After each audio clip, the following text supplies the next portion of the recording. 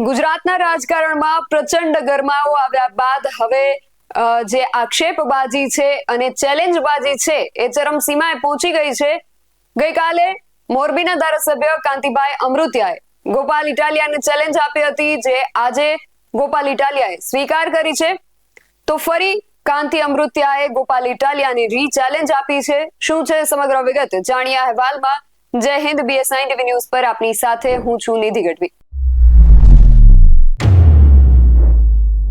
ગઈકાલે મોરબીના ધારાસભ્ય કાંતિભાઈ અમૃતિયાએ વિસાવદરના આમ આદમી પાર્ટીના ધારાસભ્ય ગોપાલભાઈ ઇટાલિયાને ચેલેન્જ આપી હતી કે તમે અહીંયા મારા મત વિસ્તાર મોરબીમાં આવીને દેખાડો, અહીંયા ચૂંટણી જીતીને દેખાડો, અને જો તમે ચૂંટણી જીતો તો હું તમને 2 કરોડ રૂપિયા આપીશ। તો વિસાવદરના ધારાસભ્ય ગોપાલભાઈ ઇટાલિયાએ કાંતિભાઈ અમૃતિયાની આ ચેલેન્જનો સ્વીકાર કર્યો અને તેમણે કાંતિભાઈ અમૃતિયાને સામે એવી ચેલેન્જ આપી હતી કે આજે 10મી જુલાઈ છે, તો આગામી 2 દિવસની અંદર એટલે કે 12 જુલાઈના બપોરે 12 વાગ્યા સુધીમાં તમે રાજીનામું આપી દો, અને આ રાજીનામું આપતા પહેલા તમે તમારી જે પ્રદેશ પ્રમુખ છે CR પાટીલ એમની પરવાનગી પણ ન લેતા અને તમે રાજીનામું આપી દેજો। તો હવે કાંતિભાઈ અમૃતિયાએ ગોપાલ ઇટાલિયાની આ ચેલેન્જ સ્વીકારીને તેમને સામે પણ ચેલેન્જ ફેંકી છે। તેમનું કહેવું છે કે ગોપાલ ઇટાલિયા તમે પણ મોરબી આવો અને તમે અને હું આપણે બંને રાજીનામું આપી દઈએ અને ફરીથી મોરબીની અંદર ચૂંટણી થાય, પેટા ચૂંટણી થાય અને પછી કોણ જીતે છે એ જોઈએ। તો આ બંને જે ધારાસભ્યો છે એકબીજાની સામે ચેલેન્જબાજી કરી રહ્યા છે।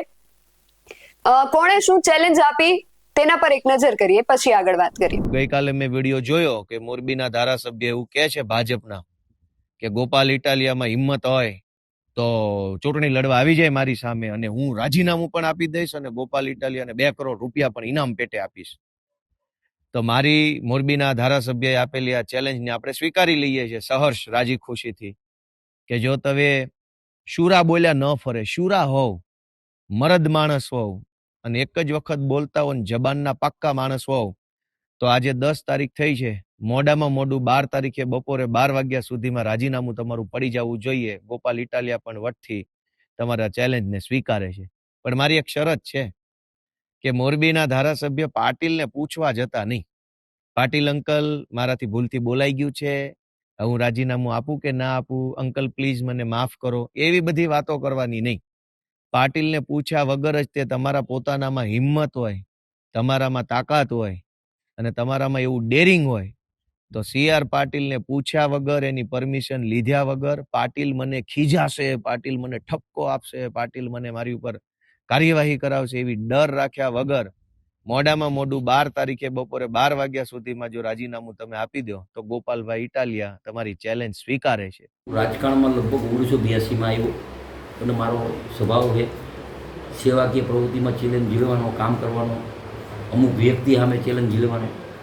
છેલ્લા 3-4 દિવસ જે મોરબીની પોઝિશન છે એમાં વરસાદને નુકસાની હતી, એમાં હું સોમ મંગળ ગાંધીનગર હતો, ત્યારે અહીંયા જે જરૂરી હતી મોરબીની પ્રજા પાસે હું પહેલાં ક્ષમા માગું છું કે જે ખાડા છે, પાણી છે, ગટર ઉભરાય એના કામ તાત્કાલિક ચાલુ કરી દીધું। પણ અહીંયા જોતો હતો હું ગાંધીનગરમાં અહીંયા વિડીયોમાં કે જે આમ આદમી પાર્ટીના કાર્યકર્તા ગમે અહીંયા મોરબીની પ્રજાને ઉશ્કેરવાનો, અહીંયાની ગુજરાતમાં ઉશ્કેરવાનો ધંધો કરે। એક વિસાવદરની સીટ આવી, એમાં તો ગોપાલભાઈ અહીંયા આવશે ને ગોપાલભાઈ આમ છે ને ગોપાલભાઈ વારી થશે, એટલે એનો વિડીયો જોયા પછી મને એમ થયું કે છેલ્લા 2 વર્ષથી હું જોઉં ભાઈ શ્રી ગોપાલભાઈ, પહેલાં તમે બોલ્યા હીરાબા વખતે હીરાબાનું બોલ્યા, એ તો કોઈ રાજકારણમાં નથી, સ્ટેટમેન્ટ નથી, નરેન્દ્રભાઈનું બોલો, અમિતભાઈનું બોલો, તમામ નેતાનું બોલો, અને તમે એમ કહો કે કાંતિભાઈએ સ્ટેટમેન્ટ આપ્યું એટલે પેટમાં તેલ રેડાય છે, પેટમાં તેલ નથી રેડાતું। મેં સાચી વાત કરી છે, તમે આવો, આમાં પ્રોસિજર હોય, તમે એકવાર ચૂંટાણા, હું 7 વાર લઈ રહ્યો છું, આપણે બંને આવતા સોમવારે માનનીય અધ્યક્ષશ્રીની અહીંયા જઈ આપણે રાજીનામું દીધી। રાજીનામું દીધા પછી ચૂંટણી આવશે, અહીંયા વિસાવદરની ચૂંટણીમાં અમારા કાર્યકર્તા લડશે ને તમારા કાર્યકર્તા લડશે, અહીંયા આપણે બેને લડવાનું, એટલે તમને ખબર પડી જાય ક્યાંય ગોપાલભાઈના નામે ધમકી ન દઈએ ને ઉછેરવાના ધંધા બંધ કરે। અને હું તો જીવાનનો પાકો હું 98માં પણ મોરબીને યાર્ડ માટે હું બોલ્યો તો કાંઈ જમીન જાય તો મારા બાપમાં ફેર હોય, એ જમીન નથી જવા દીધી, મારા ઉપર 120 પી હતો। મને મોરબીના કાર્યકર્તા ઉપર વિશ્વાસ છે કે મારી ચેલેન્જ ઝીલે છે। શું કામ કે એકવાર હરાવ્યા પછી 5 વર્ષ મેં કામ કરી, સેવાકીય કામ, ગામના કામ.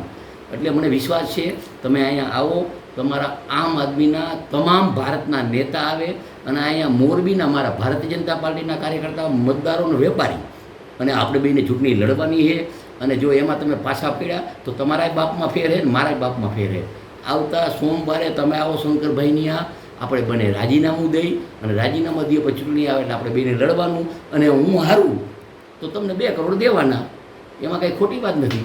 મારી પેટમાં ગયા પણ આ બધું બંધ કરો તમે. એક સીટ આવી વિસાવદરની, એમાં તો આખા ગુજરાતના કાર્યકર્તાએ ઉપાડો લીધો હોય.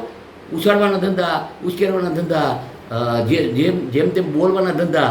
ગોપાલભાઈ આવે છે તો આમ કંઈ ગોપાલભાઈ કે એવું કંઈ આવે છે આવી જાય અહીંયા, ક્યાં હું ના પાડું. અને આવી ગયો સોમવાર રાજીનામું દેવો અને મારી તૈયારી છે. તો આ બંને ધારાસભ્યો જે છે એ સામસામા એકબીજાને ચેલેન્જ આપી રહ્યા છે, પરંતુ આ બંને ધારાસભ્યોને કહેવાનું કે તમે એકબીજાને ચેલેન્જ આપો છો, એમાં એ યાદ રાખજો કે ચૂંટણીઓ અને પેટા ચૂંટણીઓ, પ્રજા જે ટેક્સ આપે છે એના પૈસે આ ચૂંટણીઓ યોજાતી હોય છે. એટલે પ્રજાના ટેક્સના જે પૈસા છે એ વિકાસ કામોમાં વેડફાય તો વધુ સારું છે. તમારી ચેલેન્જ બાજીની અંદર પ્રજાના ટેક્સના પૈસા ન વેડફાઈ જાય એનું ધ્યાન રાખજો. આ વિશે તમારું શું માનવું છે અમને કમેન્ટ કરીને ચોક્કસથી જણાવજો. આવા જ વધુ અહેવાલો સાથે મળતા રહીશું. તમે મારી YouTube ચેનલને સબસ્ક્રાઇબ કરવાનું અને અમને Facebook અને Instagram પર ફોલો કરવાનું ભૂલશો નહીં. બાકી અવનવી અપડેટ્સ માટે આપ જોતા રહો BSI ટીવી ન્યૂઝ. નમસ્કાર.